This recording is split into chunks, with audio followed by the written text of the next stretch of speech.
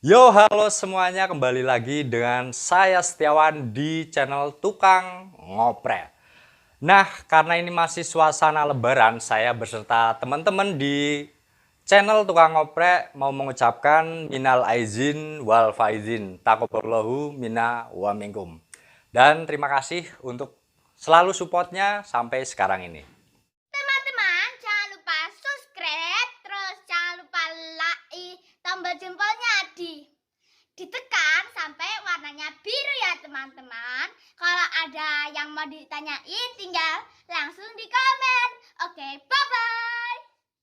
Nah, sesuai janji saya untuk membahas detail antena dari Pralon ya teman-teman, yang seperti ini. Jadi saya akan memenuhi janji untuk membahas lebih detail lagi, karena banyak yang bertanya untuk ukuran lebih detailnya teman-teman. Nah, sebelumnya saya akan memberikan info dulu untuk antena yang sependek ini yang saya buat ini lebih cocok untuk daerah yang lokasinya tidak jauh dari BTS, daerah perdataran yang sekitar 50 km ini masih oke sih. Nah, untuk yang daerah lebih dari 50 km, apalagi juga terhalang bukit, itu saran saya lebih baik menggunakan antena yang panjang 2 meteran. Nah, di video-video saya itu sudah ada, silakan kalian cek videonya. Jadi ya minimal kalian yang jaraknya tidak jauh dari BTS 50 km ke bawah. Jadi nggak ada salahnya juga kreatif bikin antena seperti ini dibanding kalian beli antena yang seharga 100 ribuan ya. Ini nggak sampai sih kalau kita buat seperti ini. Paling banyak, paling maksimal ya sekitar 30-35 ribu lah kalau kita bikin seperti ini. Dan itu juga dengan perhitungan drivernya beli ya teman-teman, beli jadi ini karena biar lebih cepat aja.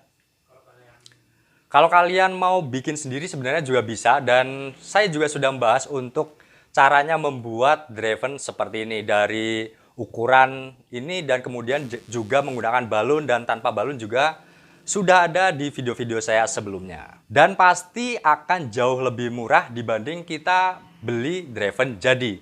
Karena ini harganya nggak seberapa, tapi ongkirnya yang malah lebih mahal. Oke, sekarang kita akan langsung bahas untuk detail ukuran antena Pralon ini. Yang pertama saya akan bahas yaitu bagian boomnya. Ini ya, yang Pralon.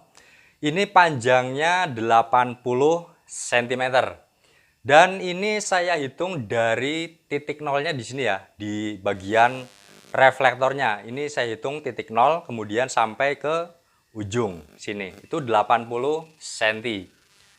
Kemudian untuk selanjutnya, bagian dari elemen ini panjangnya 14,5 cm ya. Ini bagian ini 14,5 cm. Dan kalian bisa menggunakan yang pipa ataupun plat strip seperti ini. Kalau saya lebih suka pakai yang plat strip ini karena pengerjaannya lebih cepat. Nah, kemudian untuk bagian drivernya ini saya beli jadi. Dan buat teman-teman yang pengen bikin sendiri juga bisa, dan videonya sudah ada di deskripsi. Kemudian untuk bagian ini reflektornya ya, ini saya bikin panjangnya 30 cm seperti ini. Oke ya, jadi untuk ukuran-ukurannya ini sudah paham ya teman-teman. Nah, sekarang saya akan bahas untuk jarak dari reflektor ke driven, dari driven ke elemen, dan seterusnya ya. Sekarang kita bahas dulu untuk bagian yang reflektornya ini, dari titik nol ini ya. Dari titik nol ke driven, ini itu 11 cm. 11 cm di sini ya teman-teman, di titik tengah baut yang kita pasangkan di driven. Jadi ini ukurannya 11 dari titik nol sini kemudian sampai titik ini. Kemudian untuk elemen yang pertama ini saya hitung dari titik nol juga, yaitu 18 cm. Ini yang di depan driven persis. Nah, kemudian untuk yang elemen kedua, ketiga, dan sampai ke 7 ini jaraknya 10 cm dari titik tengah. Nah, jadi untuk jarak antara elemen ini saya bikin 10 cm. Dan ini kita hitung dari sini ya, dari titik yang kita baut ini. Kemudian untuk kedua, ketiga ini juga sama sampai selesai di sini. Nah, di sini ada lebihan 2 cm sebenarnya nggak ada fungsi juga. Cuman kalau misalkan kita mau menambahkannya lebih panjang, kita bisa memanfaatkannya. Kemudian apa ya? Seterusnya ini bagian holder ya, atau tiang penyangganya. Ini sebenarnya kalian taruh di mana aja bebas, di sini atau di sini tuh bebas. Seperti ya ini. Ini saya taruh di sini karena emang ini kan ukurannya pendek dan lebih pasnya di sini. Nah, jadi kalian kira-kira aja yang sekiranya untuk dipasangkan ke tiang itu tidak terlalu berat sebelah ya, nggak terlalu naik, nggak terlalu turun. Jadi kita ambil di bagian pasnya lah, gitu. Kemudian untuk selanjutnya, nah yang terakhir untuk bagian ini menurut saya lebih penting juga. Jadi teman-teman bisa lihat ya ini. Nah, ini sebagai bonus ya teman-teman. Kalau kalian mau bikin antena seperti ini, usahakan pasangnya juga lurus seperti ini ya. Kenapa? Karena untuk jalur dari sisi sinyalnya itu lebih lancar. Nah, ini jadi diusahakan ini lurus. Dan menurut saya untuk membuat antena seperti ini juga untuk ketahanan 2 tahun itu saya rasa masih oke. Dan untuk yang terakhir ya. Sudah ya kayaknya ya. Dari ukuran elemen sudah, dari jarak per elemen sudah. Terus nah untuk boomnya ya.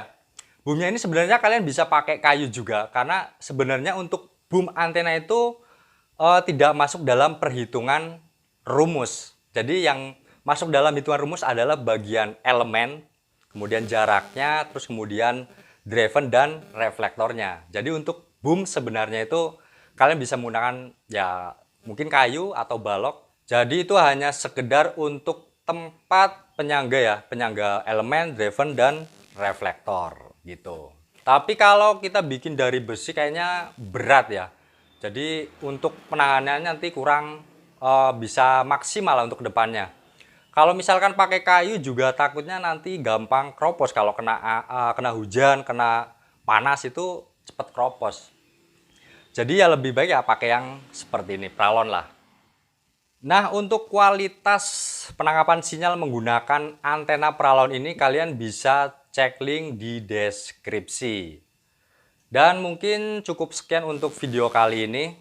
Dan semoga teman-teman yang bertanya dan sudah saya jawab bisa lebih kreatif lagi. Oke, jadi untuk video kali ini cukup sekian dulu.